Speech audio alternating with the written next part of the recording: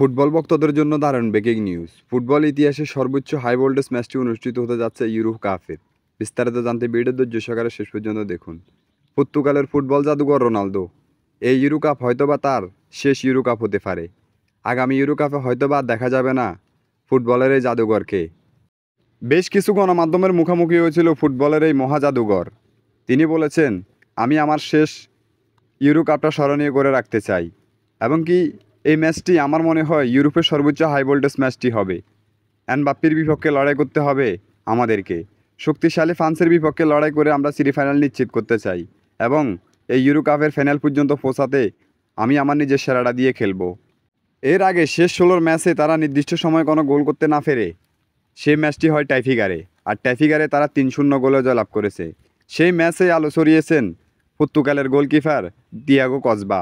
তিনি প্রতিপক্ষের 3টি শুট ফিরিয়ে দিয়ে দলকে জিতিয়ে নিয়েছেন।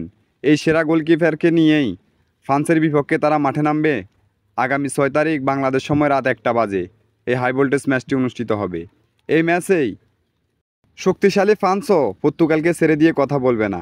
ফ্রান্সের এমবাপ্পে রয়েছে, যিনি 2022 কাতার বিশ্বকাপে তারা ফাইনালে রানার্স আপ হয়েছিল। আর্জেন্টিনার বিপক্ষে এই তারকা ফুটবলার নিজে একাই 3টি গোল করে হ্যাটট্রিক করেছেন আন্তর্জাতিক ম্যাচে। এটা বড় অর্জন, এর চাইতে অর্জন আর কি হতে পারে। সেই এমবাপ্পের বিপক্ষেই পর্তুগালকে লড়াই করেই জয়লাভ করে সেমিফাইনাল নিশ্চিত করতে হবে।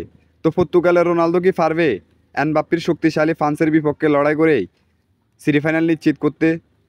সে পর্যন্ত আমাদের কমেন্ট বক্স খোলা রয়েছে, আপনার মহামূল্যবান কমেন্টটা করতে পারেন এই ভিডিওতে, এবং খেলাধুলার সকল আপডেট নিউজ পেতে আমাদের চ্যানেলটি সাবস্ক্রাইব করে আমাদের পাশে থাকবেন।